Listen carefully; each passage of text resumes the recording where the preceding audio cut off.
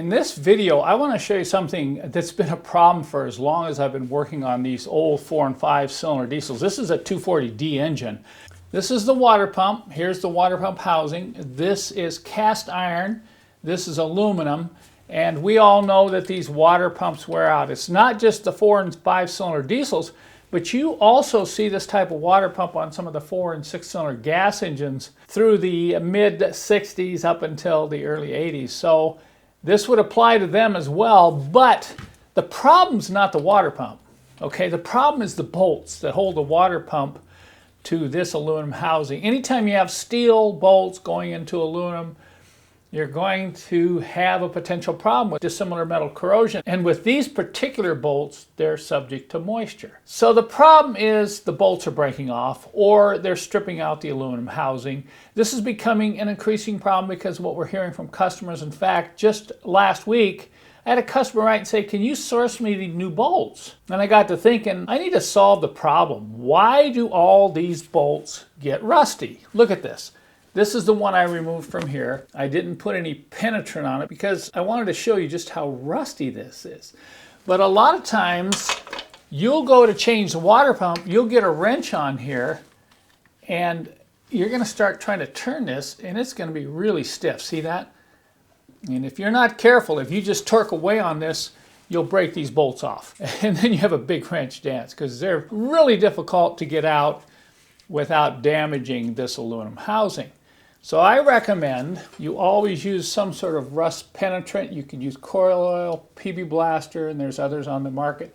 But once you loosen it up, soak it up a little bit. And then I'm going to recommend you use a nut driver. So the nut driver will allow you to rotate this out a little bit and turn it in. Now see, this is so tight that I can't even turn it with a nut driver. So I'm going to have to go back to the ratchet wrench and at least get it started. Okay, I'm going to move it a little bit, and then I'm going to reverse direction. I'm going to tighten it a little bit. Then I'm going to reverse direction, turn it out a little bit, and then I'm going to reverse direction, go the other way. Now you have to be patient. This is going to take a while.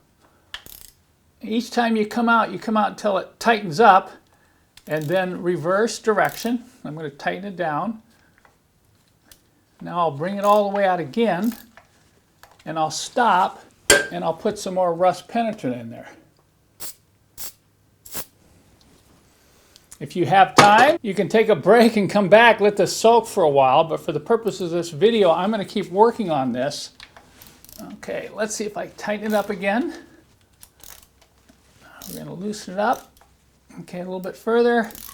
I'm going to tighten it down a little bit more. Reverse direction.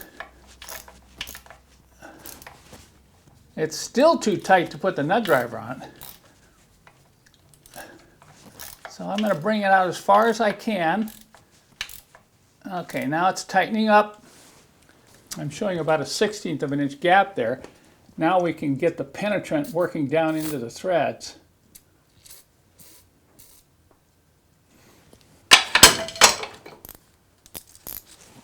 Okay.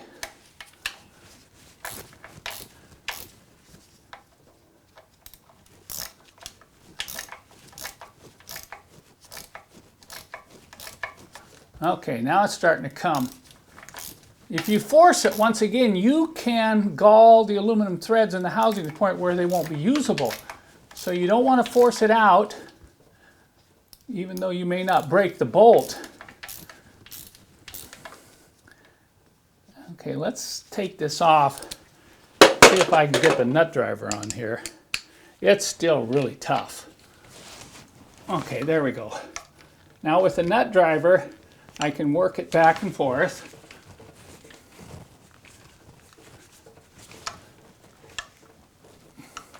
Look at that. This one's tough, and this one would have broken off if I would have proceeded to try to get it out dry and force it. And while I'm doing this, I know some of you are going to think, well, why do these all rust up like this? And I'm going to show you, as soon as we get this out, why all these bolts get rusty and what I've done to prevent them from rusting in the future. Once you get it real loose, then you can go back to the nut driver, just work it in and out. Say, I'm going to work it in and out, keep those threads clean, and here it comes.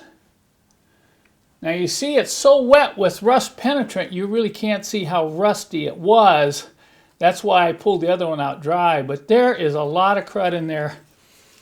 And now I'm going to take you over to the bench as I promised. I'm going to show you why all these bolts rust up. A few days ago I pulled out one of these spare water pump housings that I have, and I started looking at it more closely. And I actually saw something that I'd never really noticed before. You'd think that these bolts would go right down into this aluminum housing here, and why would they be subject to so much moisture? Well, I got taking a closer look at this, and we've got 5 bolt holes here, but look at that. 4 of them end up going right into the water channel, where the pump is spinning this high pressure water at a very high speed. So you've got the ends of the bolts sticking down into the water.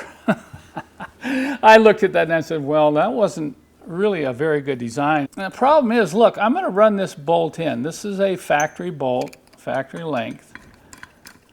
And see, it's all rusty up here. Well, it's not from water in the engine compartment. It's from water wicking up those threads and getting all the way up to the head of the bolt. So I'm down to about where I would be tightening down on the flange of the water pump.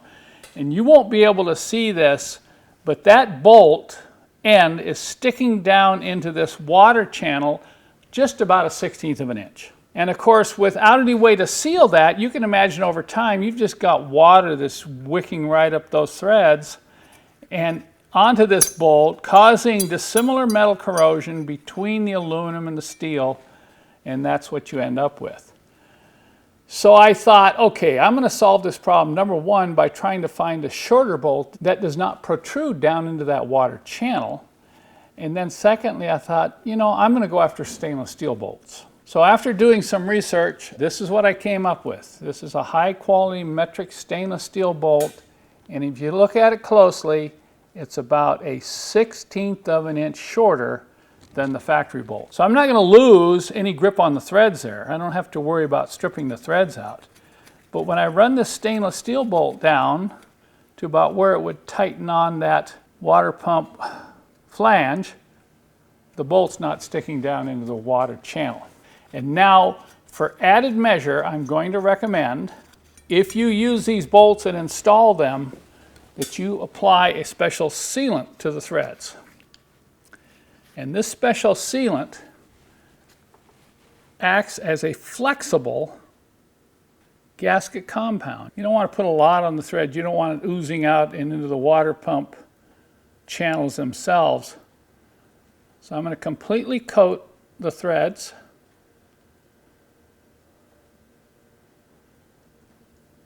So when I install the bolts back in to the water pump housing, I'm going to have some thread sealant. Now this isn't thread locker, although it will act a little bit like thread locker because it's a non-hardening gasket sealant. I previously recommended using anti-seize compound, but I think this is a better solution to provide a sealant so that water cannot wick back up the bolt, because even though this is stainless steel, you don't want water getting up in there and corroding the aluminum. So what I'm going to do now is offer a new kit to our customers. It will include these 5 stainless steel bolts, the sealant, and a couple of applicators. And I would recommend anytime you're working on the engine in the future, you might want to remove those bolts and replace them, even though your water pump's good. Because the longer they stay in place, the more likely they are to seize, and you'll have a really hard time getting them out.